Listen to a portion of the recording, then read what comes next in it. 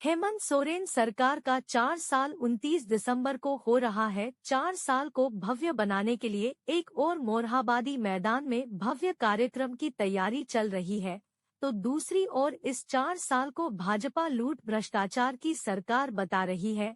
इस दौरान भाजपा प्रदेश कार्यालय में प्रदेश अध्यक्ष बाबूलाल मरांडी ने आरोप पत्र जारी किया है। इस आरोप पत्र में धीरज साहू से लेकर राज्य में पत्थर बालू लूट की गाथा बताई है। बाबूलाल मरांडी ने कहा कि 23 वर्ष के झारखंड में भाजपा ने 13 वर्ष राज्य की सत्ता पर काबिज रही। इस दौरान राज्य को विकास के पथ पर आगे लेकर गए, लेकिन जब सत्ता में यूपीए की सरकार आई तो राज्य की खनिज संपदा को लूटने का काम किया है। इस 23 वर्ष के झारखंड में विकास बनाम विनाश की गाथा से भरा हुआ है। झारखंड में गठबंधन की सरकार जब भी सत्ता में आई है तो इसे खोखला करने की नीति बनाकर आई है। बाबूलाल ने कहा कि हेमंत सोरेन हर जगह बोलते हैं कि केंद्र सरकार से सहयोग नहीं मिल रहा है, लेकिन मोदी सरकार ने जितना अन्य राज्य को सहयोग किया उससे कहीं ज्यादा झारखंड को भी कभी भी भाजपा विकास की बात करती है। हेमंत सोरेन ने सत्ता में आने से पहले 5 लाख नौकरी देने का वादा किया, लेकिन नौकरी का क्या हाल है यह किसी से बचा नहीं है। हेमंत सोरेन सरकार में पत्थर कोयला बालू की लूट जारी है। हर दिन हजारों ट्रक कोयला बालू और पत्थर को बाहर भेजा जा रहा है। सभी माफियाओं को सरकार का समर्थन मिला हुआ है। जब सीबीआई की जांच चल रही है तो सीएम भाग रहे हैं, जब कुछ किया ही नहीं तो फिर भाग क्यों रहे हैं। धनबाद में अपराधी अपना साम्राज्य कायम कर चुके हैं और पुलिस सिर्फ हाथ पर हाथ रख कर बैठी हुई है। आए दिन कारोबारी से फिरौती की मांग की जा रही है। जब इसकी शिकायत पुलिस के पास करे तो वहां से सीधे सूचना अपराधियों तक पहुंच रही है। इसके अलावा उग्रवादियों पर भी सरकार का ढीला रवैया रहा है। पलामू से उग्रवादियों का उत्पात शुरू हो गया। कभी गाड़ी को जला दिया जाता है तो कभी किसी की हत्या कर दी जाती है। राज्य में धर्मांतरण और लव जिहाद का खेल चल रहा है।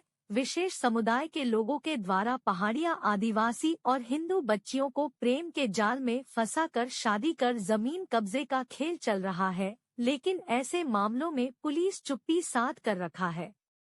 Bureau report. पूरा प्रदेश में अगर कहीं की भ्रष्टाचार की चर्चा होती है तो वो झारखंड की चर्चा है। आज पूरे राज्य नहीं पूरे देश में उसकी चर्चा है। अब पूरे 4 वर्षों तक आप देखें तो सरकार ने कोई लीगल काम नहीं किया, सब इलीगल काम किया। चाहे वो बालू का हो, नदी नालों से बालू की उठाव हो, ऑक्शन नहीं होगा। विदाउट ऑक्शन के ही सारे बालू को यहां से वहां पार करवा दिया। बिहार को गया, यूपी को गया, खूब उसमें से टका कमाया, किसी से छुपा हुआ नहीं। कोयला का भी उस प्रकार की इलीगल उत्खनन हुआ, पत्थर की खदान के भी इलीगल उत्खनन हुआ। साहेबगंज की घटना आप सबको पता है, सीबीआई की जांच वहां चल रही है। अगर हम ऊपर की बातों को छोड़ भी दे तो नीचे भी, चाहे ब्लॉक हो, अंचल हो, थाना हो, जहां आम लोगों को काम पड़ता है, उन सारे दफ्तरों में आज के तारीख में भ्रष्टाचार व्याप्त है। बिना पैसा से कोई काम नहीं होता है, लोग बिल्कुल परेशान हैं। ये राज्य की हालत है भ्रष्टाचार की, और उसका मुख्य कारण यह है कि राज्य के मुख्यमंत्री ही खुद उन भ्रष्टाचारियों को बचाने के लिए, आप सबने देखा होगा, सुप्रीम कोर्ट से महंगी महंगी लॉयरों को ला करके हाई कोर्ट, सुप्रीम कोर्ट तक दौड़ लगाते हैं। रुकवाने के लिए जितने भी प्रयास करना वो सब हथकंडे अपनाते हैं। ईडी वालों ने कई नोटिस भेजे, उनको लिख करके दिया अमुक अमुक भ्रष्ट लोगों के ऊपर एफआईआर करें, लेकिन आज भी उन सारे फाइल हेमंत सोरेन के आलमीरा में पड़ा हुआ है, रखे हुए हैं, एफआईआर ही नहीं कर रहे हैं।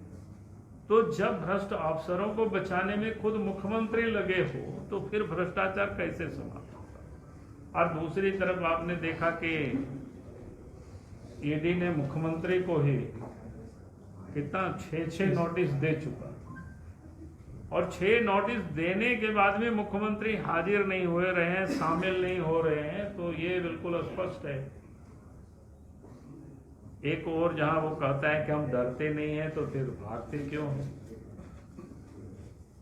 अगर वो गड़बड़ किए नहीं होते तो सीना तान करके आप देखते वो चले जाते हैं दफ्तर में, लेकिन उनको पता है कि जिन कारणों से उनको नोटिस कर रहा होगा, तो उनको अच्छी तरह से मुख्यमंत्री को पता है कि उनके पास कोई जवाब नहीं होगा, इतनी उन्होंने गड़बड़ किए होंगे, तो इसलिए वो भागे थे। तो पूरा प्रदेश में अगर